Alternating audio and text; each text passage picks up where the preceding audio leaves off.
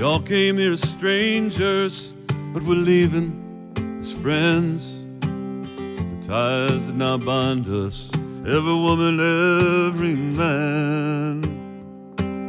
We're sisters and we're brothers, by our conscience we are led, standing tall, connected by a common thread. 'Cause we are union, we share this common thread. We are union, in our hearts and in our heads. We are union, we face the fights ahead. We are union, and we share this common thread.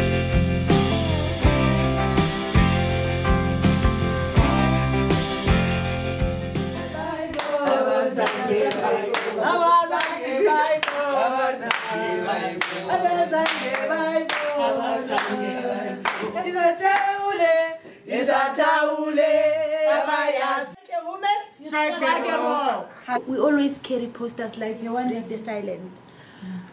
There are lots of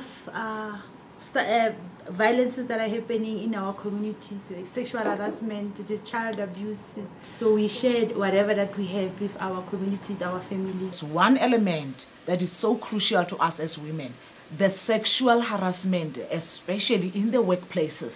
Let me say I've applied for a certain position.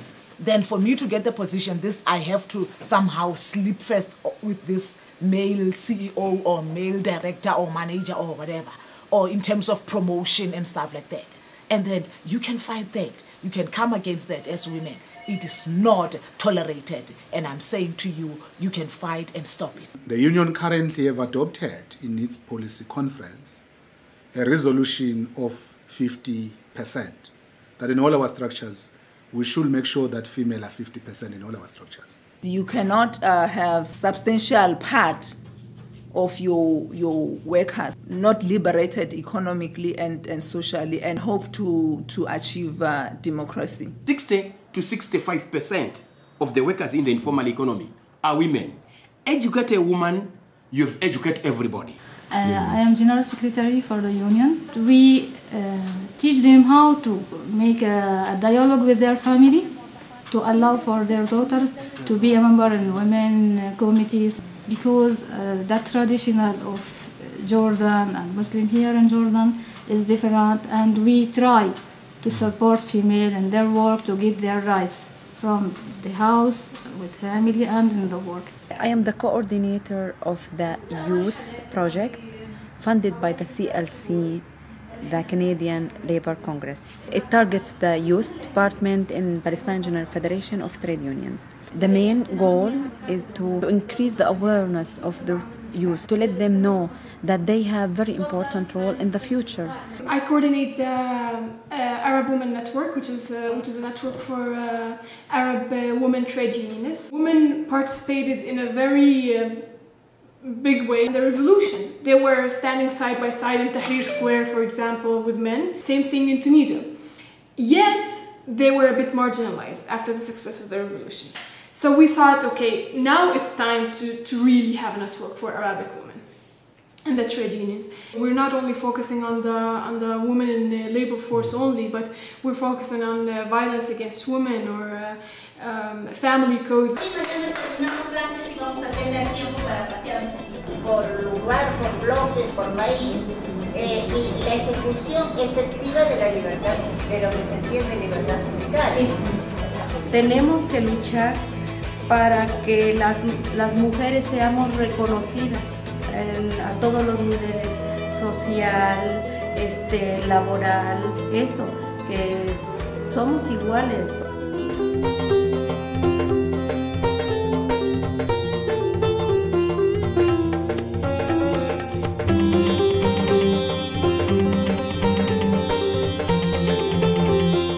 তৈরি করা, এক programme schedule তৈরি করা, অনুষ্ঠান পরিচালনা করা। They have no idea labor law. মূল যে ট্রেড ইউনিয়ন আন্দোলন, সেই ট্রেড ইউনিয়ন আন্দোলনের গতিও বাড়ছে, জোরদার হচ্ছে।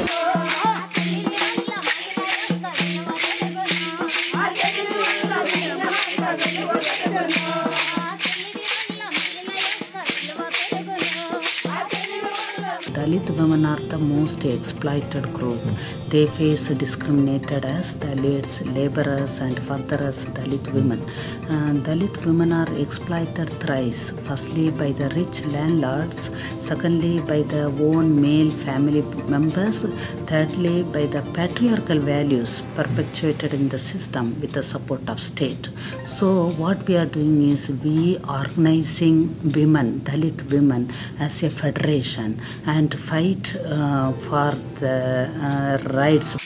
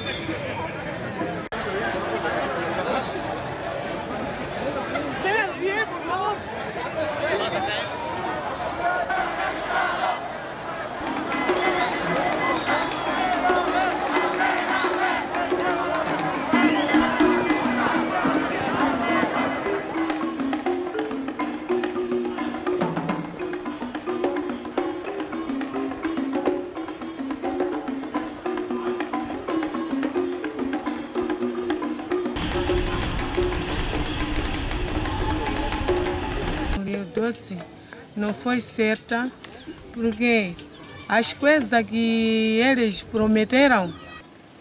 Este é um espaço onde nós queremos que seja mesmo um espaço de convívio para todos e um espaço que vai forjar a unidade entre os trabalhadores e as comunidades. We are at the front of the plant gate of the Gerdau plant in Munia. There was around 200 workers 2 weeks ago, and Gerdau decided that he wanted to get rid of 150 workers. They did not declare layoff. Instead of that, they suggested to the workers to get some money and sign a letter like they were resigning. Then that way Gerdau did not need to fulfill all the duties under the law.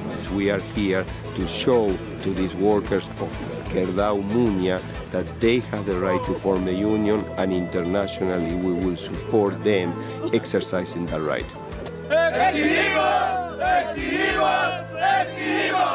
Globalization of resource extractive industries is something that should concern Canadians.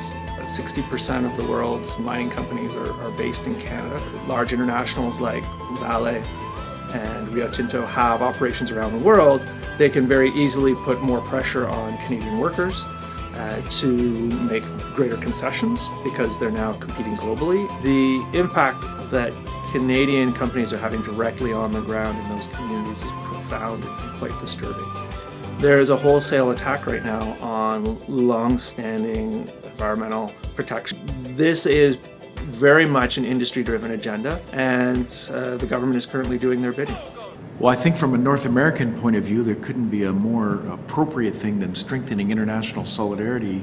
And the race to the bottom that some of us thought might begin with deregulation, privatization, and free trade agreements, it's almost on steroids. Je suis la directrice du service de la solidarité internationale. Essentiellement, ça veut dire coordonner les activités de nos syndicats affiliés. Mais de plus en plus, les gens se rendent compte que les grands enjeux de négociation pour améliorer les conditions de travail, les conditions de vie, bien souvent ça se négocie à l'échelle internationale car c'est des multinationales. Donc le patron n'est plus de l'autre côté de la table toujours, il est parfois dans un siège social à l'étranger. We have an obligation to share our knowledge and our experience that we've gained dealing with these companies here in Canada with workers and communities where they're relocating or locating, particularly the mining industry, forestry, extraction, very heavy extractive industries.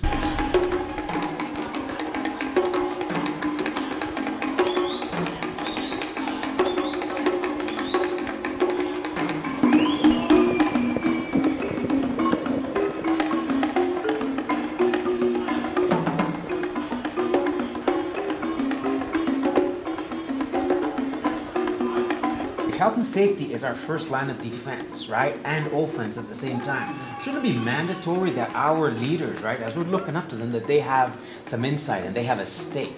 got one here, but he's got nothing here. There's never one there. If you feel that it could contribute to an incident, or better yet, prevent an incident, why wouldn't we make that recommendation? Be safe, don't be late, 'cause Dana's gonna be irate. Have a look, inspect. Mozambique brothers deserve respect, 'cause we're ready. A Lieutenant Anua brings us back. We are expecting 60,000 people are going to be displaced. With our collaboration with CLC, PSCSC and CAW, we have been motivating people to know the health hazards of these thermal power plants. They have actually completely misled us that they will take us total employment. No one is employed in this area. The pollution is already started and the color of the water is already changed. We don't want the factories which are going to kill us. If they don't want us to live here, so let them tell where to go. Shall we go to the sea and die, or shall we live? If we want to live, we need land. The constant struggle to confront privatization and put in place public services as commonwealth, as not-for-profit extensions of universal right to water, we would argue right to Medicare, right to education. We remain very challenged around the planet. What's happening with postal workers here in Canada is happening for all postal workers in the world. I think APR want to use the model in Colombia here. And the model in Colombia, they get rid of the worker. So they have no union now. But a little bit about slavery in some ways, that the worker is really, they are alone in front of big corporations. So it's really important that we sit together, we have a chance to discuss how we can fight the employers and fight for better postal service, but at the same time, a better society too.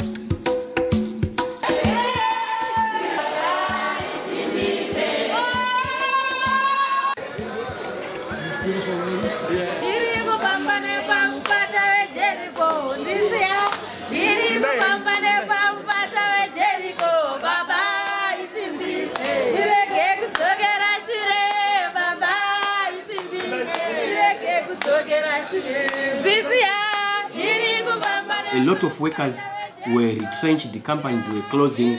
The question was, where are these people now? When we discovered that these people were selling their goods in different parts of the country, we realized that for us to function well as a labor movement, we also have to organize them. Of course, we are managing, but we still have some challenges in terms of rates. They are going up for electricity, rentals. They are just going up to erode our profits. Capital injection into our project is the major issue. We would then have a revolving fund within members that will uplift ourselves. And our children can go to school, we can have a good living standard. It's very important to organize women, because if the women who are organized to work together, if they have a problems, they share that problems so that they solve that problems. Because women and women, they need another women to speak in it with one voice. She started here in 1956 when she was still a young girl. In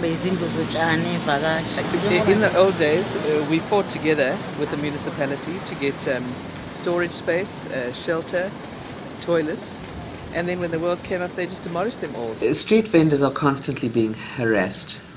They are not recognized as workers, and they are constantly being chased off the streets, and every time that happens, they lose their livelihoods. So when we started StreetNet in 2002, the organizations that joined StreetNet from the different countries were basically, the common issue they had was fighting for their space, fighting for recognition as workers.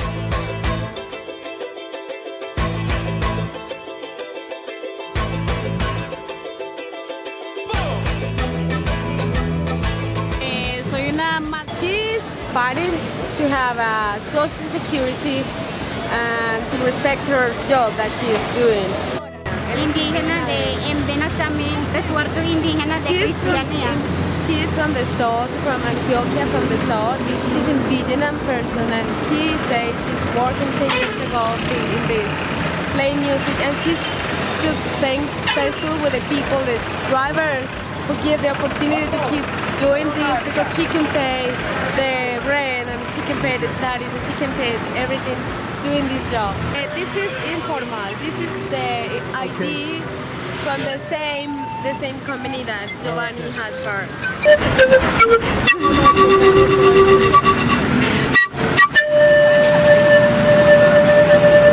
Desde Colombia. Ajá. A pesar de mil mandatos nada cambia todavía. Engendros del gobierno con su gran psicología. Esto no para mi rey y no es que la vida sea rara. Si solo Dios te ampara cuando pillos te disparan. Niños en avenidas con el gale que aspiran. Otros con los cuentos raros dicen salvar vidas. La libertad del pueblo sigue siendo vendida. Mujeres que venden el cuerpo.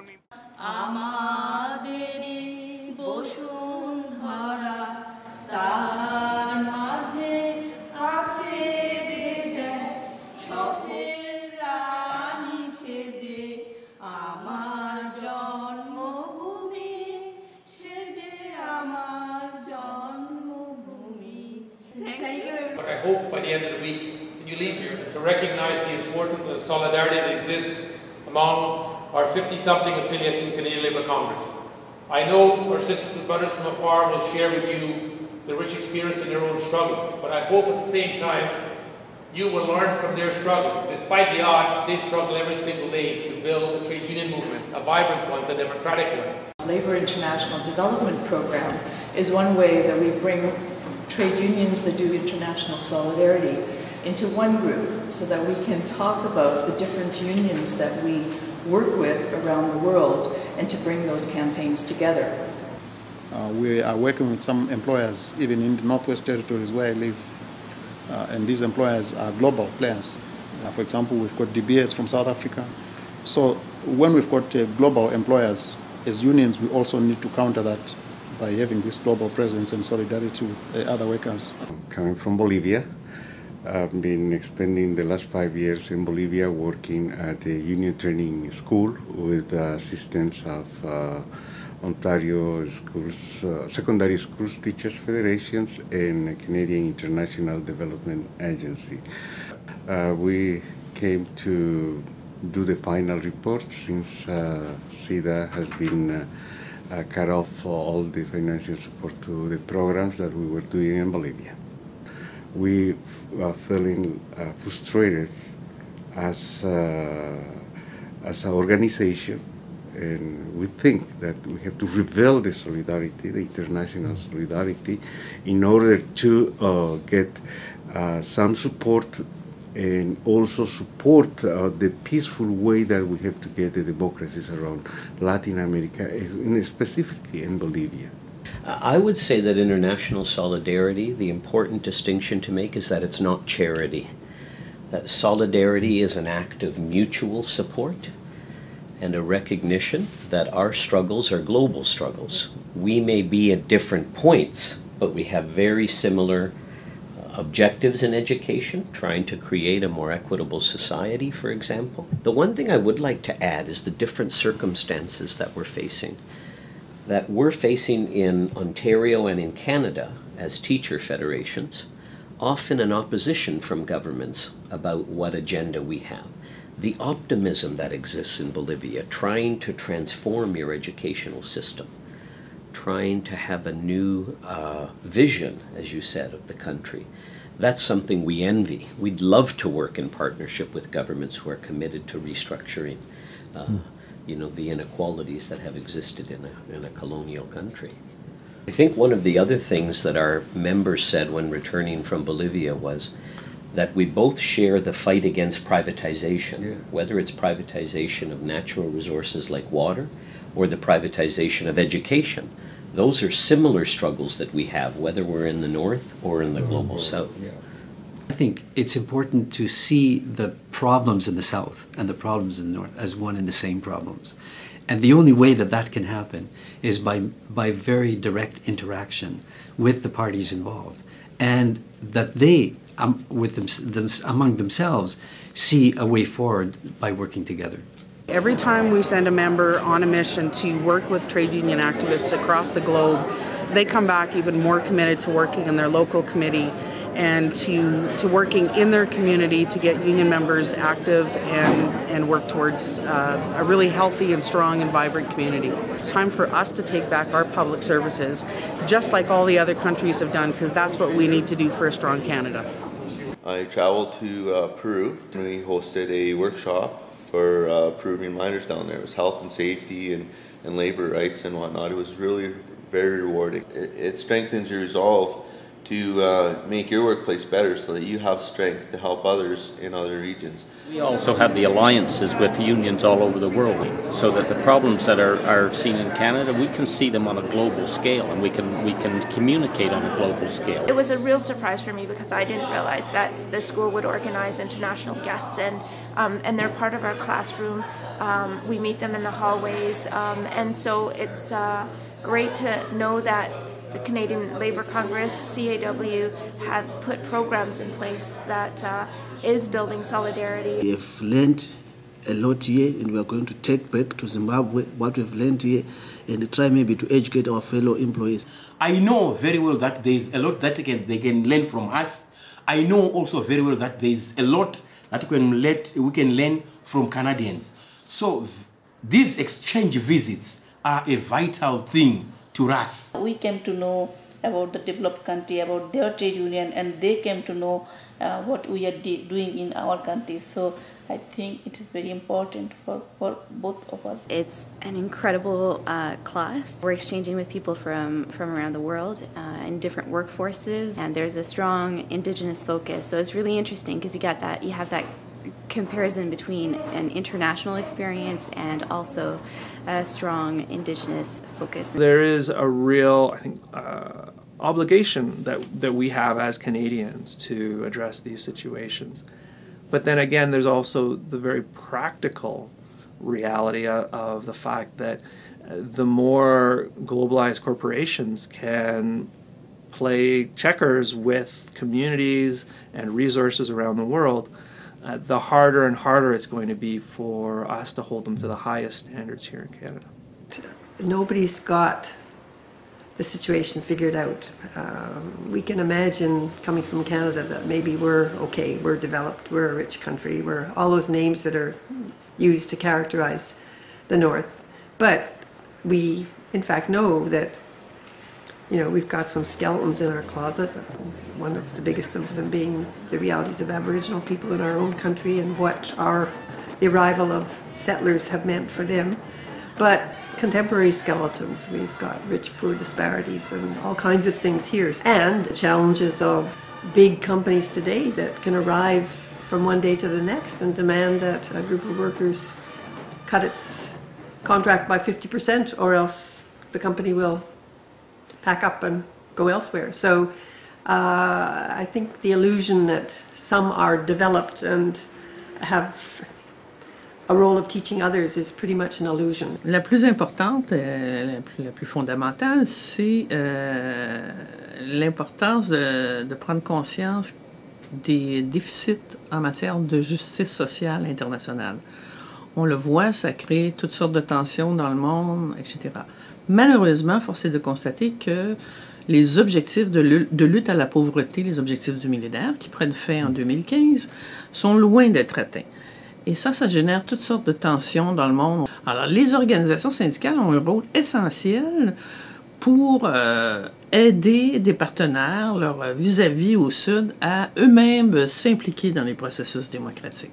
Dans les pays comme la Colombie, où on sait qu'il y a plusieurs syndicalistes, travailleurs qui sont tués, bien, si l'aide internationale ne va pas soutenir les organisations syndicales pour réajuster cet équilibre, il n'y aura pas ce mécanisme de transfert et de justice sociale. Through the LIDP, last 5 years, we reached 256,000 workers across the world in assisting them and helping them to cope and understand and how to deal with expansion, industrial expansion in their countries. That's gone now. Our AIDS program in Africa that has saved probably countless lives is now at risk because the government has decided that because they don't like us, they don't want to help us fund us in assisting workers in Africa or in Burma or in Colombia and Peru and other places like that. Now is not the time, it's never the time, but especially now, it's not the time for workers to become isolated and put their heads down and hope they're not laid off or have their job transferred if they're a private sector worker to another country, if they're a public sector worker, to put their head down and be compliant and silent. This is a time for all workers to work real hard at strengthening their solidarity, confronting conservatism, and for us to deal with the reductions in CETA funding and to replace that money and to increase our international work because it's never been more important. The situation of the cutbacks with the Canadian government is very depressing, but it's not the end of the world. We need to be very strong in our resolve to continue our links in international solidarity. What people can do, it ranges. It ranges from doing work at home to influence foreign policy of our Canadian government, and which means lobbying, which means supporting our own trade unions, and also seeking ways to change the situation abroad. And more often than not, it's usually providing support for trade unions to make the changes themselves in their own countries. What you're fighting for here is something that is not just in Canada either, it is around the world. So we have to remember as we're taking on this struggle, yes, it's in Saskatchewan, but it is also a struggle for workers across the country and around the world, because our international solidarity is oh so important in that struggle. Well, they should support their union's international solidarity funds, and they should encourage their members of parliament to rethink their strategy in the developing world, and to not just assist corporations, Canadian corporations to locate there, but to also assist communities to cope and have and understand and gain from the experience that we in Canada already have. What I would like to tell you in Arabic, تضامنوا معنا, which means have solidarity with us. Solidarity forever. Wote tujiunge pamoja. Wafanyikazi wote tujiunge pamoja, wafanyikazi wote tujiunge pamoja, kinge hatari. Amanda, away to we say power to the people, power to the people. Union. వర్ధిల్లాలి కలికిరి మండలం వ్యవసాయ విత్తదారుల union.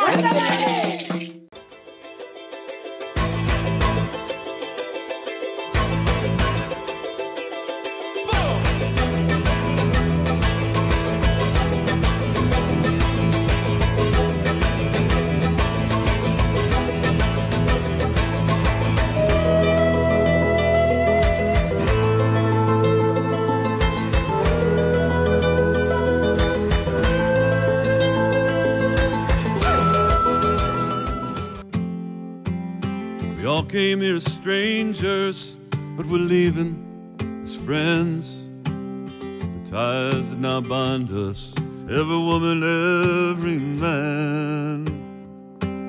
We're sisters and we're brothers, by our conscience we are led, standing tall, connected by a common thread. 'Cause we are union, we share this common thread. We are union in our hearts and in our heads. We are union, we face the fights ahead. We are union, and we share this common thread.